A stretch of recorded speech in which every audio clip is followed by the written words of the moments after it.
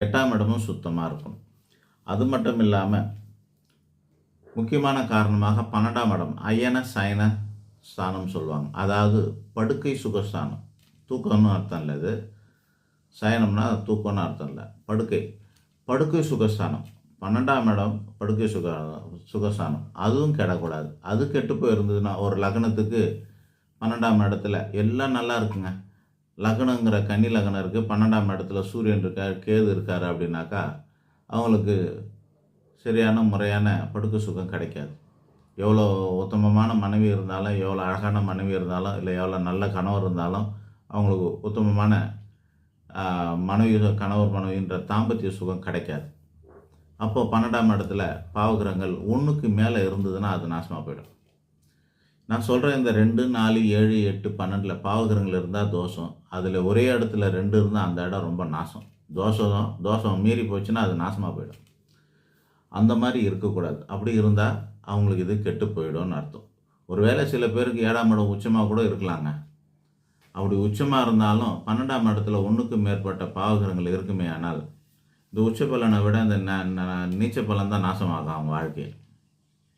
7ஆம் இடம் உச்சமாக பெற்று இருந்தாலும் லக்னத்துக்கு 12 படுக்கை சுகஸ்தானத்தில் 1க்கு மேற்பட்ட பாவகிரகங்கள் அல்லது ஆகாத கிரகங்கள் இருக்குமே ஆனால், பாவகிரகன்றது செவ்வாய், சூரியன், சனி போன்றதெல்லாம் பாவகிரகமாக இருக்குது, ராகுக்கு இதெல்லாம். ஆகாத கிரகங்கள்னு இருக்கும்.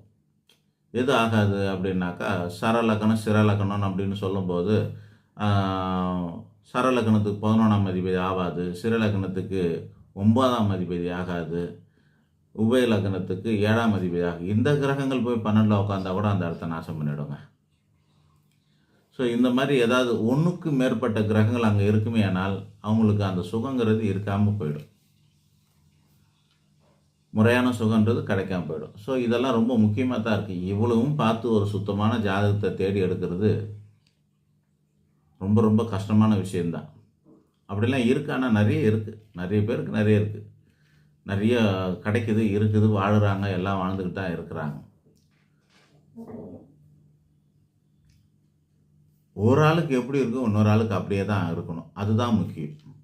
நம்ம ஜாதகத்திலே குறைபாடுகள்லாம் இருந்ததுன்னா நம்ம வரப்போகிற ஜாதகத்தில் இதெல்லாம் பார்த்து ஒன்றும் பிரயோஜனம் கிடையாது. உங்களுடைய கேள்வி சுத்தம் பார்க்குறது எப்படின்னா, நீங்களாக பார்க்குறதுக்கு இவ்வளோ தான். ஒரு ஜோசியத்துக்கு வெளியே இருக்கிறவங்க, ஜோசிய மாணவராக இல்லாமல், ஜோதிடராக இல்லாமல் வெளியே இருந்து தெரிஞ்சுக்கணும். தான் பிள்ளைக்கோ பெண்ணுக்கோ வரன் அமைக்கணும், வருது பார்க்கணும், பார்க்கும்போதே தெரிஞ்சுக்கணுன்னா இந்த அடிப்படைகளெல்லாம் நீங்களாக தெரிஞ்சுக்கலாம். நன்றி.